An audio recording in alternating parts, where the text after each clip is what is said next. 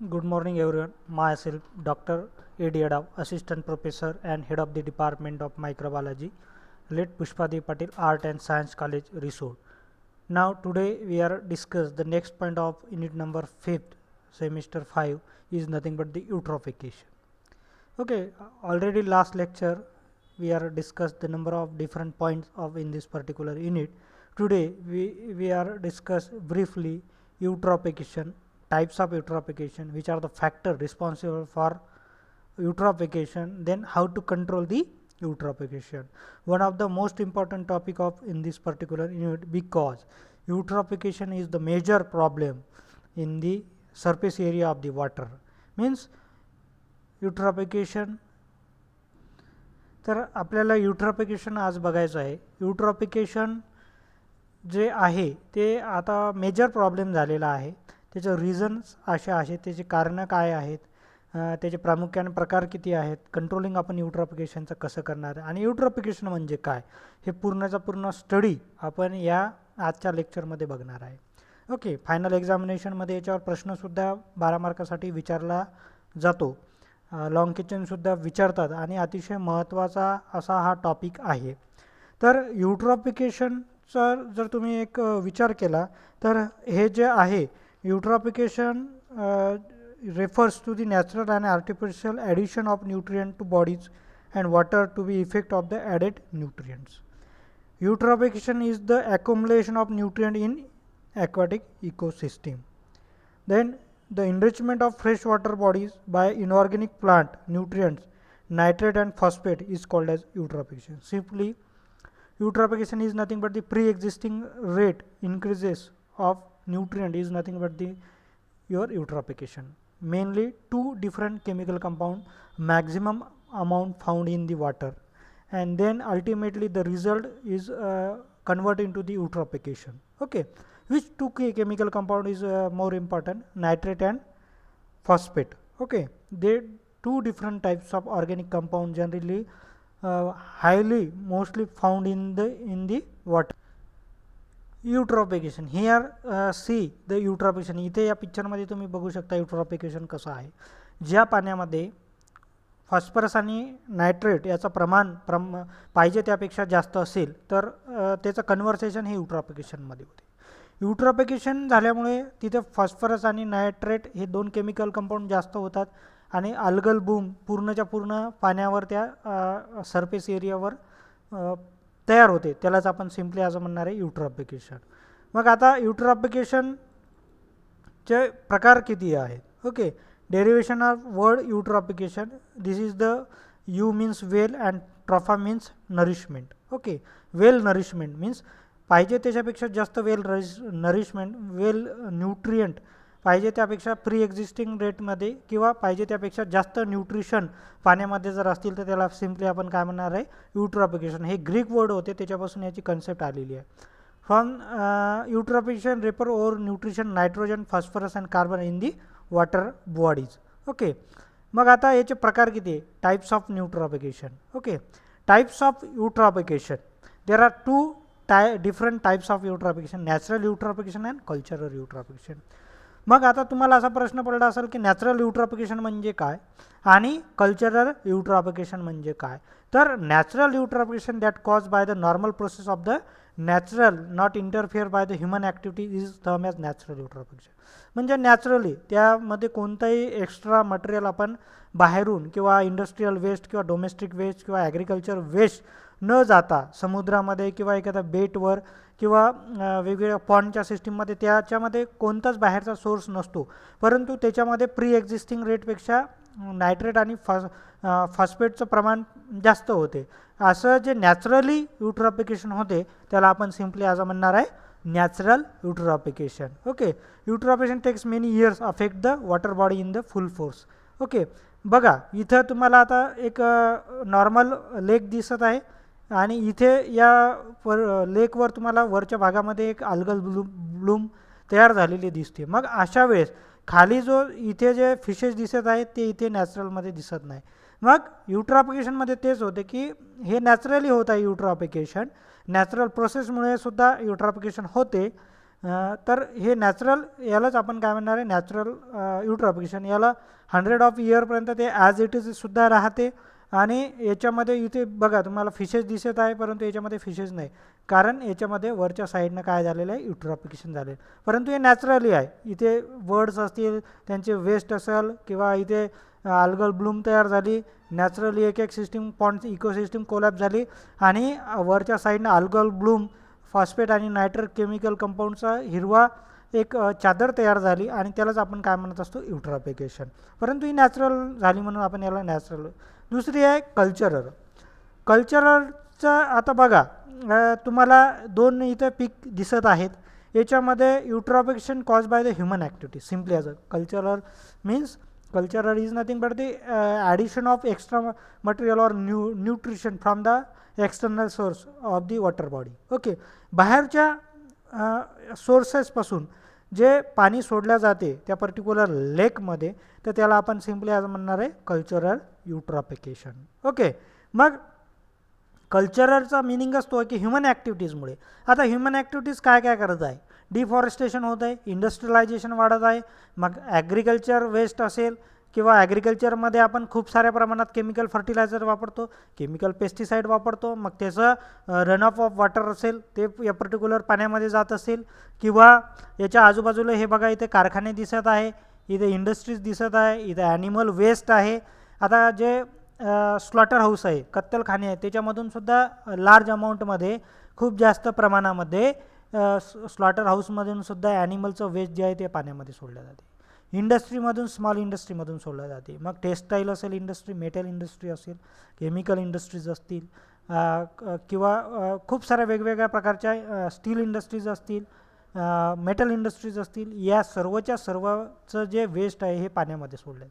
पाण्यामध्ये सोडल्यामुळे याच्यामध्ये जे नायट्रेट आणि फॉस्फेट आहे पाण्यामध्ये, त्याचं प्रमाण पाहिजे त्यापेक्षा जास्त होते. मग पाहिजे त्यापेक्षा जास्त पाणी झाल्या न्यूट्रिएंट झाल्यामुळे त्या पाण्याच्या वरच्या साईडला अल्गल ब्लूम जे आहे ते तयार होते, आणि त्यामुळे हे जे आहे इथे टोटली ही सिस्टीम ब्लॉक होते. म्हणजे इथे फिशेस दिसत आहे, इथे फिशेस दिसत नाही. म्हणजेच काय, याच्यावर अल्गल ब्लूम तयार झाली, परंतु हे नॅचरली नाही, हे आर्टिफिशियल आहे, ह्युमन ॲक्टिव्हिटीजमुळे. ह्युमननं जे वेस्ट आहे ते ह्युमन वेस्ट याच्यामध्ये जात आहे, इंडस्ट्रियल वेस्ट आहे, ॲग्रिकल्चर वेस्ट आहे, ॲनिमल वेस्ट आहे, आणि हे सर्वच्या सर्व वेस्टमुळे याच्याचं जे न्यूट्रिशन रेट आहे त्या पाण्याचा कॅपॅसिटीचा, तो ते पाहिजे त्यापेक्षा जास्त होणार आहे. आणि पाहिजे त्यापेक्षा जास्त झाल्यामुळे इथे अल्गल ब्लूम तयार होते, आणि अल्गल ब्लूम तयार झाल्यामुळे हे जे पाणी आहे हे खराब होते. ओके, तर हे झालं दुसरा प्रकार, कल्चरल युट्रॉफिकेशन. आता तुम्हाला असा प्रश्न पडला की सोर्सेस ऑफ युट्रॉफिकेशन काय. इथं बघा, या पिक्चरमध्ये अतिशय छान पद्धतीमध्ये आपण सांगितलेलं की सोर्सेस ऑफ युट्रॉफिकेशन काय आहेत. तर आपण बघत होतो सोर्सेस ऑफ युट्रॉफिकेशन. ओके, तर सोर्सेस आता कोणकोणते आहेत की ज्यामुळे युट्रॉफिकेशन हे पॉन्ड, लेक, सीवर आपल्याला झालेलं दिसते. त्याचे कारणं काय काय आहेत, त्याचे रिझन्स काय काय आहेत, कोणकोणत्या कारणामुळे युट्रॉफिकेशन हे होत असते. Okay, look at this here. आता इथे आपण पाहू, हे इंडस्ट्री आहे, इंडस्ट्रियल वेस्ट डायरेक्टली या पाण्यामध्ये जात आहे. त्याच्यानंतर हे जे ॲनिमल वेस्ट आहे, ॲनिमल वेस्ट म्हणजे स्लॉटर हाऊस, मग काही हायर ॲनिमल असतील, म्हणजे वेगवेगळे ॲनिमल्स आहेत ते स्लॉटर हाऊसमध्ये कट होतात, आणि त्याचं पूर्णच्या पूर्ण वेस्ट ह्या याच्यामध्ये जातात, आणि त्याच्यामुळे नायट्रेट आणि फॉस्फरसचं प्रमाण या पाण्यामध्ये जास्त होते. Agriculture waste. ओके, ॲग्रिकल्चर वेस्टमध्ये तुमचं अशा लक्षात येईल तुम्हाला की ॲग्रिकल्चर वेस्टमध्ये ॲग्रिकल्चर जे रन ऑफ आहे, आता केमिकल पेस्टिसाईड, केमिकल फर्टिलायझर्स आपण शेतामध्ये फवारतो, टाकतो, आणि त्याचं जे वेस्ट आहे ते सुद्धा पाण्यामध्ये येते. हे तर मेजर सोर्स आहे. त्याच्यानंतर forest non point sources. Okay, urban areas, इथे इंडस्ट्रियल वाटून राहिले, डोमेस्टिक वेस्टसुद्धा खूप जास्त प्रमाणामध्ये पाण्यामध्ये चाललेलं आहे. या सर्वच्या सर्व कारणामुळे जे आहे ते युट्रॉफिकेशन हे होत आहे. दिवसेंदिवस ते युट्रॉफिकेशन काय आहे, वाढत आहे. Okay, source of eutrophication. Source of eutrophication point source and non point source या दोन भागात आपण विभागलेले आहे. पॉईंट सोर्समध्ये industrial source, industrial waste water त्याच्यामध्ये सर्वच असते. त्यानंतर पॉवर प्लांट, म्हणजे थर्मल प्लांट्स असतील त्याचंसुद्धा वेस्ट आहे. त्यानंतर सिवेज ट्रीटमेंट प्लांट त्याचंसुद्धा जे वेस्ट आहे ते पाण्यामध्ये सोडले जाते. आता दुसरे कारण कोणकोणते? Non point sources, urban sources, त्यानंतर ॲग्रिकल्चर सोर्सेस, ह्या मेजर सोर्स आहे. मग केमिकल फर्टिलायझर असेल, केमिकल मॅन्युअर असेल, ॲक्वाकल्चर असेल किंवा त्याचं ॲक्वाकल्चरचं फिशेसचं वेस्ट असेल, हे सर्वच्या सर्व वेस्ट, ॲग्रिकल्चर वेस्ट हे नॉन पॉईंट सोर्सेसमध्ये. Fossils sources, okay, some fossils म्हणजे एखादा डेड वगैरे झालं ॲनिमल, ते ट्रान्सफर झाला, त्याचं फॉसिल्स वगैरे, त्याचे फॉसिल्स वगैरे आपल्याला त्या ठिकाणी पाहायला मिळतात. त्याच्यानंतर forestry land sources, okay, forestry land सोर्सेससुद्धा महत्त्वाचा जे आहे ते एक सोर्स आहे. आता इंडस्ट्रियल सोर्समध्ये तुम्ही बघू शकता waste from industries as pipes and proper drainage of point, power plant, thermal plant, specific emitting points through the which waste as emitted. Sewage treatment प्लांटमधलं त्याच्यामधलंसुद्धा याच्यामध्ये वेस्ट जे आहे ते पाहायला मिळते. अर्बन सोर्सेसमध्ये habitat of urban area, okay, waste hazardous become non point sources. Agriculture source मी तुम्हाला सांगितलं, cow dung, vegetable waste, ETC. Then emissions of files, point source and non-point source, okay, they all is nothing but the sources. Then one of the most important next point is nothing but the causes of eutrophication.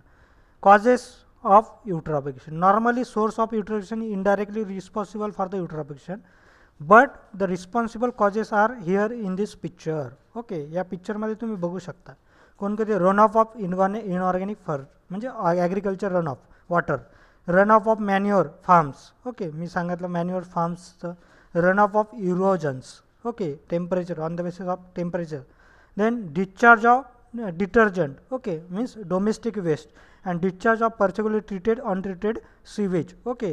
Then naturally run off nutrient of the soil and ETC, okay. They all reasons is nothing but the causes of the eutrophication, okay, step of eutrophication. Next मग how to step, different step involve in the eutrophication process, okay.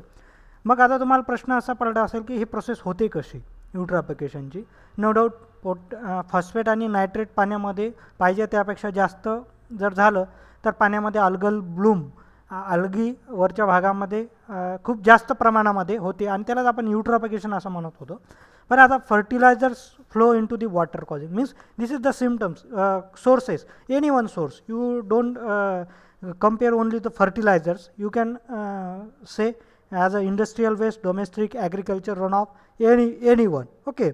तर मग हे जे sources आहे हे sources इथे transfer होतात. Transfer झाल्यानंतर increase plant growth on the surface of the water causing decrease light in the lower level of the water causing. आता वरच्या भागामध्ये हे ॲग्रिकल्चर रनऑफ गेलं, त्याच्यामध्ये फॉस्फेट आणि नायट्रेट जास्त आहे. या भागामध्ये अल्गल ब्लूम तयार होईल. अल्गल ब्लूम तयार झाल्यानंतर या खालच्या भागामध्ये ॲनारोबिक कंडिशन डेव्हलप होईल. ॲनारोबिक कंडिशन डेव्हलप झाल्यामुळे वरच्या भागामध्ये पूर्ण थर जे आहे ते अल्गीचा तयार होणार आहे. याच्यामधून सूर्यप्रकाश आतमध्ये जाणार नाही, ऑक्सिजन आतमध्ये जाणार नाही. मग आतमधले जे झू प्लँक्टन्स आहे म्हणजे काही ॲनिमल्स आहेत किंवा काही फायटो प्लँक्टन्स आहे त्याची ग्रोथ होणार नाही, ते डेड होतील. डेड झाल्यामुळे त्याच्यामध्ये गॅसेस फॉर्मेशन होईल आणि गॅसेस फॉर्मेशन झाल्यामुळे वरून टेम्परेचर तापत आहे, इथे पूर्ण पॅक कवरिंग होते अल्गल ब्लूमची आणि खालीसुद्धा गॅसेस तयार होतात. म्हणून हिची जी जीवसृष्टी आहे ही टोटली जीवसृष्टी, मग फायटो प्लँक्टन्स असेल, झू प्लँक्टन्स असेल, हे टोटली कोलॅप्स होते आणि ते पाणी आहे ते दूषित होते. त्याच्यामुळे वेगवेगळे आजार होतात, पॉन्ड इकोसिस्टम डिस्टर्ब होते. या पद्धतीनं स्टेप ऑफ eutrophication हे होत असते, ओके.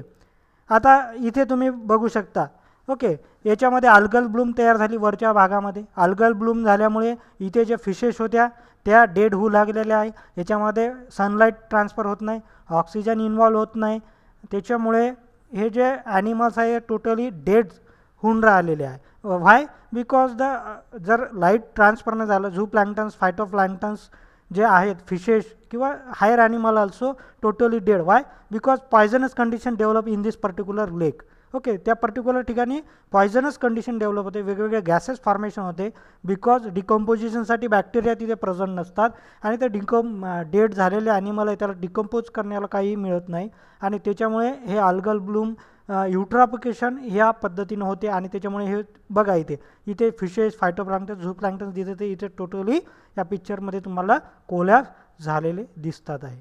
ओके, नेक्स्ट आता युट्रॉफिकेशन प्रोसेस इन 5 स्टेप्स. ओके, 5 स्टेप्समध्ये तुम्हाला सांगितलेलं आहे. Nutrition load up. Okay, nutrition transfer झालं, प्लांट फ्लोराईज ते युटिलाइज करतील. ॲग्रिकल्चर ऑक्सिजन डिप्लेक्शन म्हणजे इथे युट्रॉफिकेशन तयार झालं, ऑक्सिजन पोहोचून नाही राहिला, सनलाईट पोहोचून नाही राहिला, त्याच्यामुळे इथं गॅस फॉर्मेशन होऊन राहिलं. गॅस फॉर्मेशन झाल्यामुळे डेथ ऑफ दी इकोसिस्टीम, याच्यामधले जे ॲनिमल आहे फायटोप्लॅन्क्टन, झूप्लॅन्क्टन्स हे टोटली इथं कोलॅप्स होते आणि खूप जास्त प्रमाणामध्ये युट्रॉफिकेशन या वरच्या भागामध्ये तुम्हाला झालेलं बघायला मिळते आपल्याला. ओके, आता impact of eutrophication means disadvantage और simply as a positive impact आणि निगेटिव्ह इम्पॅक्ट काय युट्रॉफिकेशनची. ओके, तर पॉझिटिव्ह इम्पॅक्ट म्हणजे negative impact of eutrophication is more as compare to the positive. No, not any positivity of the eutrophication generally, but some few are positiveness occur after eutrophication, but after eutrophication mostly negative impact, social, economical, health problem related, so many or ecosystem concern. Eutrophication is a most important role of the negative impact of the eutrophication. Okay, मग आता negative impact कोणकोणते आहेत. Ecological impact म्हणजे ecology totally pond ecology collapse होते त्या ठिकाणची. त्यानंतर human health impact, human health सर्व प्रकारचे डिसीज होण्याचे चान्सेस त्या पाण्यामधून असतात. Because anaerobic condition develop, not any types of decomposition, not any type of filtration और सिम्पली ॲज अ आपण त्याला काय म्हणतो नॅचरल प्रोसेस जी आहे वॉटर प्युरिफिकेशनची. ओके, तीसुद्धा कोलॅप्स होते. सोशिओ इकॉनॉमिक इम्पॅक्टसुद्धा याच्यापासून खूप जास्त आहे. इम्पॅक्ट ऑफ रिक्रिएशन अँड टुरिझमवर सुद्धा इम्पॅक्ट पडतो त्याचा. त्याच्यानंतर इकॉनॉमिकलसुद्धा इम्पॅक्ट पडतो. टुरिझमवर डिपेंड असेल तिथं जर युट्रॉफिकेशन झालेलं असेल तर अल्टिमेटली ते इकॉनॉमिकली लॉस आहेत त्याचे इम्पॅक्ट. त्याच्यानंतर negative impact of eutrophication, increase biomass of phytoplankton resulting algal bloom. खूप जास्त प्रमाणामध्ये फायटोप्लॅन्क्टन्स वरच्या भागामध्ये बेश्रम किंवा आपण विषारी वनस्पती त्याला एका शब्दामध्ये म्हणू शकतो, अशा विषारी वनस्पती पाण्याच्या वरच्या सरफेस लेअरवर खूप जास्त प्रमाणामध्ये इन्क्रीज होतात. त्यालाच आपण युट्रॉफिकेशन म्हणून राहिलेलं आहे. Increase blooms of gelatinous zooplanktons, झूप्लॅन्क्टनसुद्धा तिथे खूप जास्त प्रमाणात वेगवेगळ्या प्रमाणात झालेले दिसतात. न्यू पेसिस decrease in water transparency. Okay, dissolve oxygen म्हणजे BOD COD त्याचे इन्क्रीज होऊन जातात. ह्युमन हेल्थवर खूप जास्त प्रमाणात त्याचा जो आहे तो इम्पॅक्ट होतो. सोशिओ इकॉनॉमिक इम्पॅक्टसुद्धा त्याचा खूप जास्त प्रमाणामध्ये आपल्याला पाहायला मिळते. Negative other impact, increase vegetation may be impeded water flow and the movement of the boats. Totally boating तिथे स्टॉप होणार आहे, फिशिंग स्टॉप होणार आहे, ॲक्वाकल्चर तिथे टोटली कोलॅप्स होणार आहे. हे सर्वच्या सर्व प्रॉब्लेम तुम्हाला त्या ठिकाणी पाहायला मिळतात. ओके, त्याच्यानंतर ड्रिंकिंगसाठी ते पाणी वापरू शकत नाही तुम्ही आणि सेडिमेंटेशन रेटसुद्धा त्या पाण्यामध्ये खूप जास्त प्रमाणामध्ये झालेलं आहे. पॉझिटिव्ह इम्पॅक्ट आहे, improve biodiversity, boost eco tourism, source of fish food and aids in waste removal. Okay, त्याचं स्टडी करण्यासाठी ते महत्त्वाचं आहे. परंतु negativity is more as compare to this is the lake of loss. हे मी काही तुम्हाला पिक्चर दाखवलेले आहे वेगवेगळ्या जगातले वेगवेगळ्या मोठमोठ्या सीचे आणि इथे जपानचं लेक बिवा इन जपान. जर भारताचा विचार केला तर तुम्ही जर हैदराबादला किंवा सिकंदराबादला जाताना तुम्हाला ट्रेनमधून एक सरोवर दिसते आणि त्या सरोवरच्या आजूबाजूला तुम्हाला आता खूप मोठं सरोवर आहे ते हुसेन सागर लेक आपण त्याला म्हणतो आणि त्या हुसेन सागरच्या लेकवर तुम्हाला खूप जास्त प्रमाणामध्ये तुम्हाला अल्गल ब्लूम तिथं पाहायला मिळते. फॉर एक्झाम्पल रिसोर्टचं जरी तुम्ही उदाहरण घेतलं, पिंगळाशी देवी टेम्पलच्या बाजूला तिथं काही तिथं लेक आहे आणि त्या लेकवर काही ठिकाणी तुम्हाला अशा प्रकारचं युट्रॉफिकेशन जे आहे ते झालेलं दिसते. ओके, हे वेगवेगळे त्याचे हे आहे. आणि कंट्रोलिंग, आता कंट्रोलिंग हे खूप महत्त्वाचा पार्ट आहे. आता कंट्रोल कसा करायचा आहे, जे सोर्सेस आहे ते सोर्सेस तुम्हाला कमी करायचे आहे. Okay, ripening buffer zones, nitrogen testing and modelling. Nitrogen testing म्हणजे नायट्रोजन फिक्सिंग बॅक्टेरियाचं त्याचं तुम्ही सॉईलचं परीक्षण करायचं. नायट्रोजन फिक्सिंग बॅक्टेरियाज त्याच्यामध्ये ॲड करायचा, केमिकल फर्टिलायझर तुम्ही वापरायचं नाही. ऑर्गॅनिक फार्मिंग, सेंद्रिय शेती तुम्ही अवलंबायची आहे. केमिकल फर्टिलायझर, केमिकल पेस्टिसाईड वापरायचं नाही. जे आपलं पंचगव्य असेल किंवा तुमचं वेगवेगळ्या आयुर्वेदिक म्हणजे वेगवेगळे आपण सोल्युशन तयार करतो ते तुम्ही युटिलाइज करा केमिकल पेस्टिसाईडच्या ऑप्शनलमध्ये. त्यानंतर nutrient reducing the importing nutrient. पाण्यामध्ये जे सोर्सेस आपण पाठवून राहिलो म्हणजे त्या लेकच्या आजूबाजूला इंडस्ट्रीयल वेस्ट नसलं पाहिजे. इंडस्ट्री जरी असतील तर मग त्याचं वेस्ट जे आहे ते सॉईलमध्ये ट्रान्सफर करून कोणत्याच प्रकारचं न्यूट्रिशन किंवा industrial waste, agriculture waste, domestic waste त्या या पर्टिक्युलर लेकमध्ये, या तळ्यामध्ये किंवा या पर्टिक्युलर पाण्याच्या तळ्यामध्ये आपल्याला ट्रान्सफर करायचं नाही.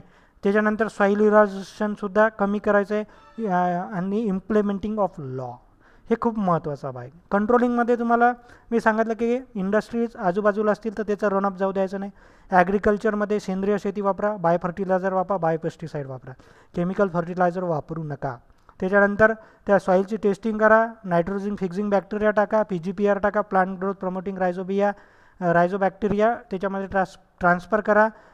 अशा प्रकारचं तुम्ही इन्व्हेन्शन करून शेतीमध्ये सुद्धा केमिकल पेस्टिसाईड, केमिकल फर्टिलायझर्स वापरणार नाही. त्याचा ॲग्रिकल्चर रनऑफ जाणार नाही आणि युट्रॉफिकेशन त्या पर्टिक्युलर नदीमध्ये किंवा त्या सरोवरामध्ये आजूबाजूच्या शेतीच्या त्या तिथे तुम्हाला पाहायला मिळणार नाही.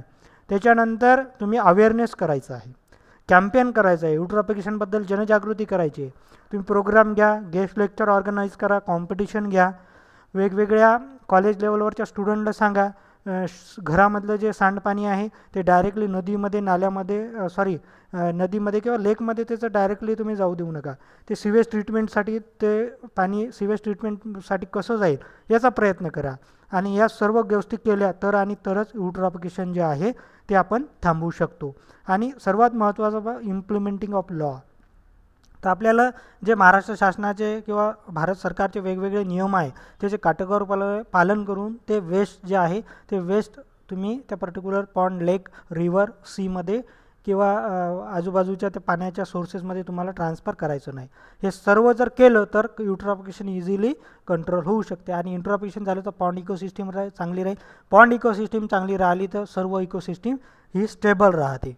Okay, thank you everyone.